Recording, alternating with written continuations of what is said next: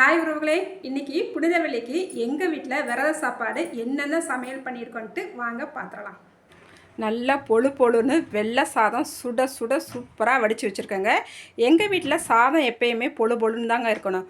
கொஞ்சம் கூட குழஞ்சா கூட எங்கள் வீட்டில் பிடிக்காதுங்க. அதனால் எப்பயுமே சாதம் பொழு பொழுன்னு சூப்பராக வடித்து வச்சுருவேன். அதுக்கப்புறமா சூப்பரான ஒரு சாம்பாருங்க. நல்லா கத்திரிக்காய், முருங்கைக்காய், கேரட் போட்டு நல்லா கம கமன்னு வாசனையோட ஒரு சாம்பாருங்க. அதுக்கப்புறமா பருப்பு ரசங்க. அப்படியேவும் ரசத்தை ஓப்பன் பண்ண உடனே வாசம் அப்படி ஒரு வாசங்க, சூப்பராக இருக்குங்க. நல்லா சுட சுட நம்மளுக்கு பருப்பு ரசமும் ரெடியாக இருக்குது. அதுக்கப்புறமா நல்லா கெட்டி பருப்பு வச்சுருக்கேங்க. நல்லா சாதத்தோட இந்த பருப்பு ஒரு ஸ்பூன் போட்டு கொஞ்சம் நெய் விட்டு சாப்பிடும் போது சூப்பராக இருக்கும். அதுக்கப்புறமா நல்லா உருளைக்கிழங்கு அவிச்சு சூப்பராக நல்லா காரசாரமாக தாளித்து வச்சுருக்கேங்க. அதுக்கப்புறமா பாசிப்பருப்பு கோஸ் போட்டு ஒரு சூப்பரான பொரியலுங்க. அப்படியே இறக்கும் போது தேங்காய் பூ போட்டு சீரகம் போட்டு இறக்கிருக்கேன். நல்லா கம கமன்னு வாசனையாக இருக்குது. அதுக்கப்புறமா நல்லா அப்பளம் அப்படியே முறுமுறுன்னு பொரிச்சு வச்சுருக்குது.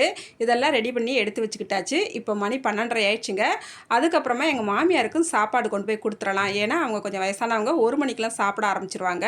அதனால் சரி, நம்ம சர்ச்சுக்கு போயிட்டு வர லேட் ஆகும், போகிற வழியில் தான் வீடு இருக்கிறனால நம்ம கொடுத்துட்டு போயிட்டோம்னா அவங்க 1 மணிக்கெலாம் சாப்பிட்டுக்குவாங்க அப்படின்னு சொல்லிட்டு அவங்களுக்குமே டிஃபன் கேரியரில் நல்லா சாதம், சாம்பார், ரசம், கூட்டு, பொரியல் எல்லாமே வச்சு எடுத்து அவங்களுக்கு ரெடி பண்ணிவிட்டு அப்பளத்தையும் ஒரு கவரில் வச்சு அப்படியே கொண்டு போய் கொடுத்துட்டாங்க.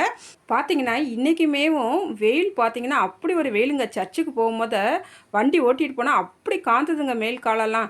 அந்தளவுக்கு செம்ம வெயிலுங்க. அதுக்கப்புறமா சர்ச்சுக்கு போய் உட்காந்த பிறகு கொஞ்சம் நேரத்துலேயும் கொஞ்சம் கூல்ட்ரிங்க்ஸ் கொடுத்தாங்க. அதுக்கப்புறம் பார்த்திங்கன்னா நல்லா மோர் கொடுத்தாங்கங்க, குழு குழுன்ட்டு. மோர் வாங்கி குடிச்சிட்டு அப்படியே சர்ச்சில் உட்காந்துருந்துட்டு சர்ச்சு முடியவும் ஒரு 3:15 முடிஞ்சிச்சு. நாங்களும் வீட்டுக்கு வந்துட்டு ஒரு 3:45 போல் நாங்களும் விரத விட ஆரம்பித்தாச்சுங்க. நல்லா வாழை இலையை போட்டு நல்லா ஃபஸ்ட்டு தண்ணி, உப்பு, ஊறுகாய், நம்ம செஞ்சு வச்சுருக்கிற கூட்டு, பொரியல் எல்லாமே வச்சுட்டு நாங்களும் விரதம் ஒரு 3:45 விட்டாச்சுங்க. நல்லா திருப்தியாக இருந்துச்சு. சாப்பாடு எல்லாமே நல்ல ருசியாக சூப்பராக இருந்துச்சுங்க. எப்பயுமே புனித வெள்ளிக்கு நான் இந்த மாதிரி தான் சமைப்பேங்க.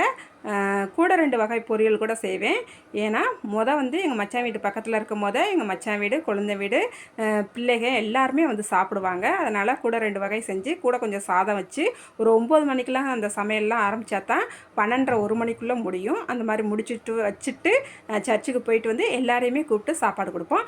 இப்போல்லாம் நாங்கள் எல்லாருமே தனித்தனியாக அங்கங்கே தனித்தனியாக வீடு கட்டி அங்கங்கே தள்ளி இருக்கிறதுனால யாரையுமே கூப்பிட முடியலங்க. அவங்களுக்கும் வரக்கூடிய சூழ்நிலை இல்லை. எங்கள் மாமியாருக்கு மட்டும் நான் சாப்பாடை எப்பயுமே ரெடி பண்ணி எந்த வருஷமும் குறையாமல் கரெக்டாக அவங்களுக்கு கொண்டு போய் கொடுத்துருவேங்க. அதுக்கப்புறமா நாங்களும் சர்ச் முடிஞ்சு வந்து ஒரு 3:45 விரத விட்டாச்சுங்க. சாப்பாடு எல்லாமே நல்லா இருந்துச்சு.